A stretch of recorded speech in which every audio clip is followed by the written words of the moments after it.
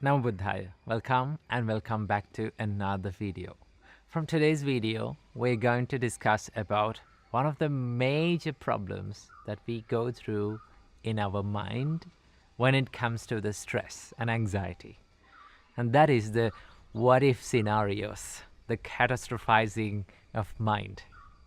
Now, this state of mind can affect for many people, and they suffer a lot when these kind of thought patterns hit their mind, right?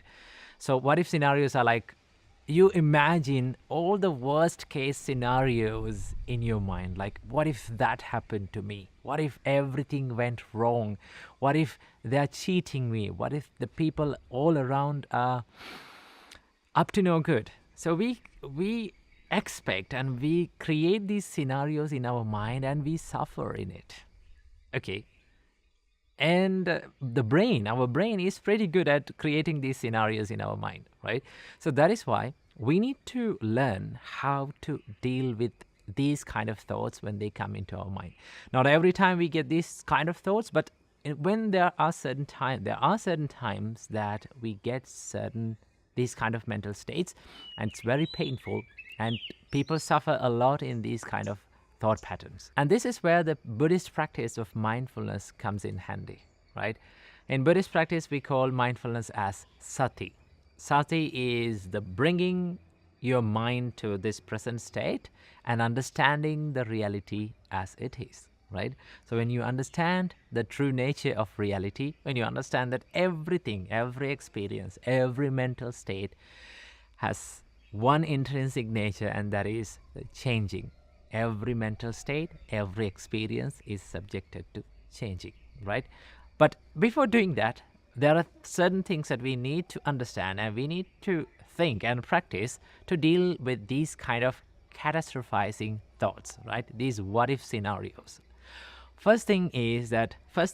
first practice is we need mindfulness to understand this, because we need to catch this thought, right? Without you catching this thought and understanding and realizing this thought, you cannot do anything, right? You cannot deal with anything that you don't understand about. So the first step is to know that you're in the mental state of catastrophizing, right? What if scenarios. So the first step is to understand and challenge your thought, right? How to challenge your thoughts. Now, in this practice, we need mindfulness. We need to catch this thought, right? And understand as it is. And then ask the question from yourself that, is this the reality, or is this just another distortion of my mind about the reality of the life, right? Because the mind and our brain can distort the reality in many ways. It can create many scenarios, but in reality, the problem is very, very little.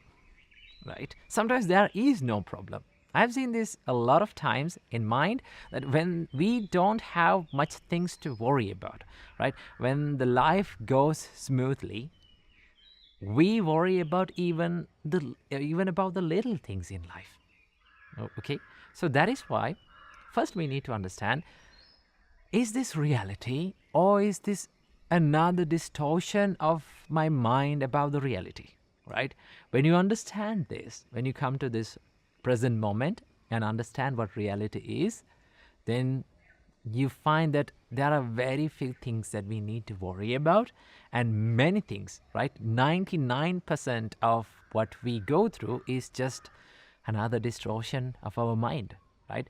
So challenging your thought is very important when you deal with these kinds of mental states. And once you understand the reality, now then you can ask from yourself that, what can I do about it? Is there anything that is under my control that I can take some actions to change this state, right?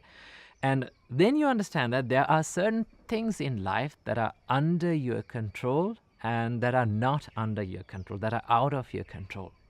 So then you have to realize that the things that are under your control is totally worth worrying and totally worth taking actions.